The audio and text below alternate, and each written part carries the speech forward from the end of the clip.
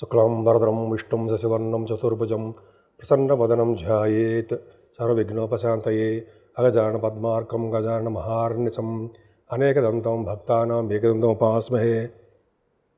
ఓం గం గణపతయే నమః. ఓం శ్రీ మాత్రే నమః. ఓం శ్రీ గురుభ్యోం నమః. మా ఆది అష్టలను చూస్తున్నట్టు మీ అందరికీ పేరు పేరున నా హృదయపూర్వక నమస్కారాలు. నేను మీ Vadrev Adinarayanarao Sharma, ACMA and MA PhD అండి. ఏసీఎంఏ అంటే cost accountant, qualified cost accountant అండి నేను.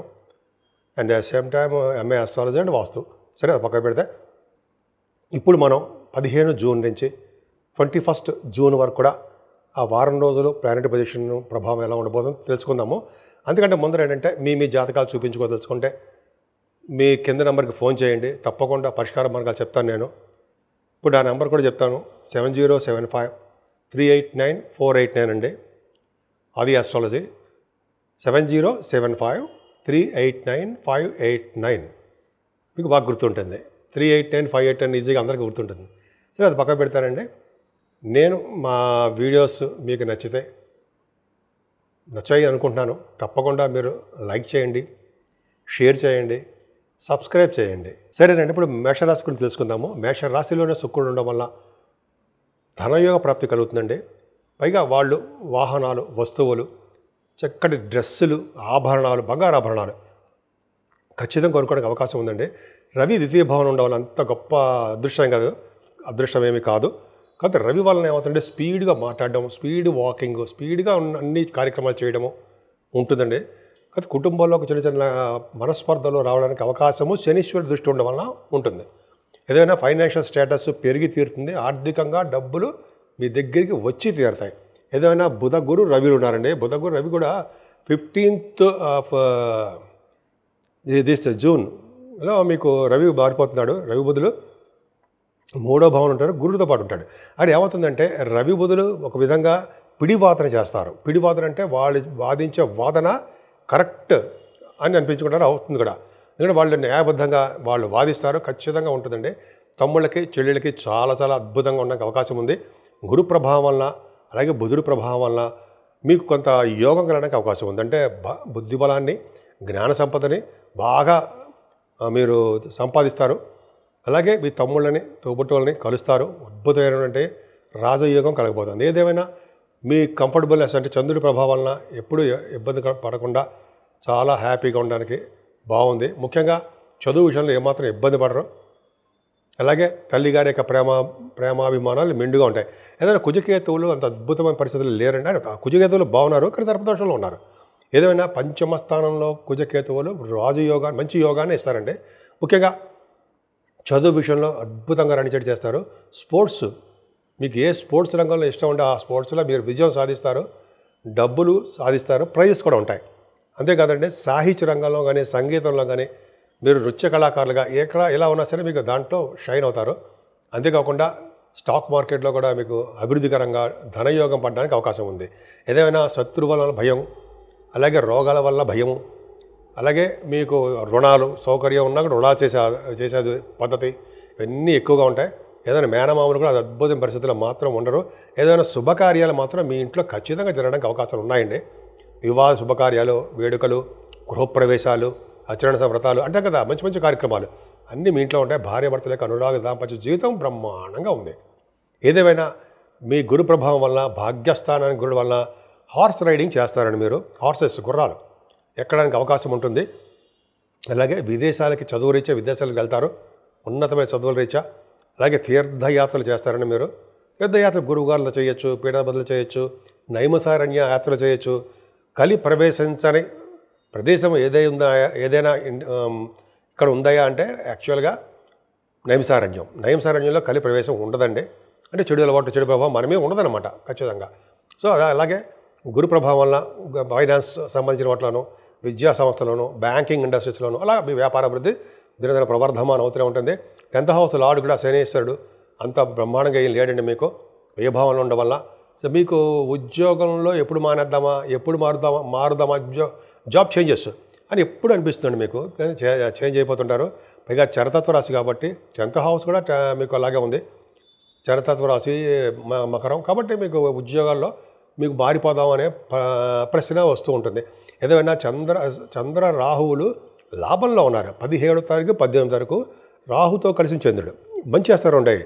చంద్ర రాహులు కలిసి ఉంటే అవయవ సంవత్సరం బాగుంటుందని, భక్తిగా బాగా గొప్ప భక్తి తత్పరుడని, అలాగే భార్య మాటకి విలువ ఇచ్చి భార్యని మంచి ఒక బాగా చూసుకునేవాడని, ఆవిడ సలహాలు తీసుకునేవాడని చెప్తూ ఉంటారు. నిజంగా అది కరెక్ట్. అదే పైగా లాభస్థానం ఉన్నాడు కాబట్టి మీరు చేస్తున్న వ్యాపారాభివృద్ధి దరదర ప్రవర్ధమానం అవుతుంటుంది. ఇక పెట్రోలియం శాఖల్లో కానీ పెట్రోలియం ఆయిల్ అంటారు సరే, వాటిల్లో మీకు బాగా డెవలప్మెంట్స్ ఉంటాయండి, బాగా డబ్బులు సంపాదించుకుంటారు. అలాగే రాహు కారకత్వాల్లో కంప్యూటర్స్ హార్డ్వేర్, ఎలక్ట్రిసిటీ, ఎలక్ట్రానిక్స్ ఇవి అంటాం కదా, ఆటోమొబైల్ ఇండస్ట్రీస్, ఇవన్నీ కూడా వ్యాపారాభివృద్ధి దినదిన ప్రవర్ధమానం అవుతూనే ఉంటుంది. బాగా అంటే జనరల్గా రాహు అనేవాడు కుంభరాశిలో ఉన్నాడు కాబట్టి ఫ్లైట్స్లో ఎక్కించి తిప్పడాలు, ఫ్లైట్స్ తిరగడాలు అలా బాగా మీకు అందరికీ మీకు కామెంట్స్ కూడా రాస్తుంటారు, మేము తిరుగుతామని. నేను తిరగను కదా. కాదు ఏంటంటే రాహువు మీ దశల ప్రకారము, మీ జరుగుతున్న దశల ప్రకారము మీకు ఆ యోగాన్ని ఇస్తాడు, ప్రతి వాడికి ఇస్తాడండి. సో ఆ విధంగా మీకు వ్యాపార అభివృద్ధి బాగుంటుందండి. శని 12వ భావం ఉండడం వల్ల కష్టపడి మీ అంతటా మీరే మీ పనులు చూసుకునే వాళ్ళ తయారవుతారు. అలాగే కష్టపడతారని మీరు విజయం సాధించడానికి అవకాశాలు ఎక్కువ ఉన్నాయి. ఏదైనా కాలసర్ప దోషంలో ప్లానెట్స్ అన్ని ఉన్నాయి కాబట్టి ప్రతిసారి చెప్తున్నట్టుగా అమ్మవారి పూజలు చేసుకోండి, గణపతి ఆరాధన చేసుకోండి, శివాభిషేకాలు చేసుకోవడం వల్ల మంచి అభివృద్ధికరంగా బాగుంటుంది. 12 రాశుల వారికి చెప్పుకోదగ్గ రెమెడీస్ కానీ పరిహారాలు ఎలా ఉంటాయి, ఏం చేసుకుంటే నా జాతకం బాగుంటుంది, జీవితం బాగుంటుంది, లేకపోతే ఎలా ఉంటుంది అనేది ఇప్పుడు మనం తెలుసుకుందామండి. మేషరాశి నుంచి మీనరాశి వరకు కూడా కాలసర్ప దోషాలు మొన్నటి వరకు అష్టగ్రహ కూటమి అనుకున్నాం. షష్టగ్రహ కూటమి అనుకున్నాం.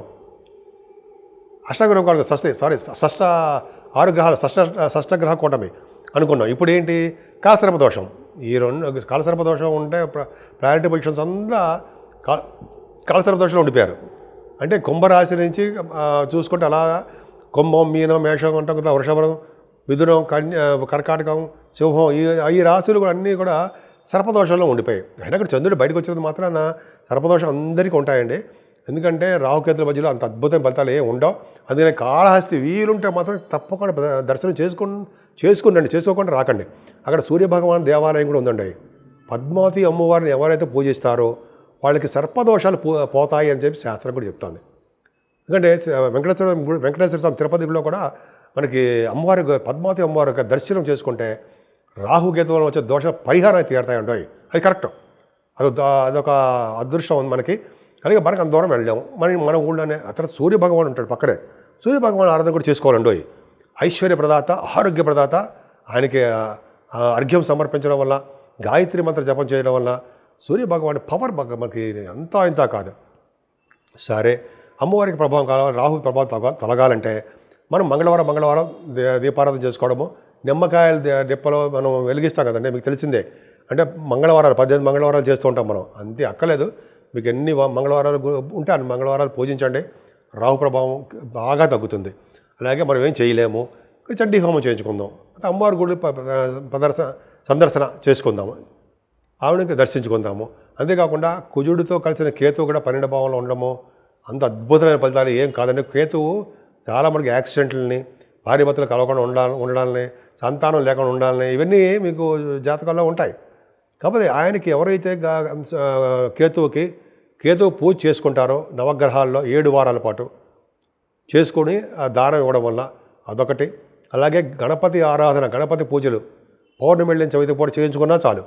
అలా చేయించుకోవడం వల్ల కుజుడు యొక్క ప్రభావం, సుబ్రహ్మణ్య స్వామి ఆరాధన ఇలా చేసుకోవడం వల్ల అన్నిటికంటే టాప్ మోస్ట్ ఏంటంటే శివుడికి మల్లెపువ్వులతో పూజ చేయడం. శివుడికి మల్లెపువ్వులు అంటే బాగా ఇష్టం అండి. భార్యాభర్తలు అనురాగ దాంపత్య జీవితం కలిసిమెలిసి ఉంటుంది.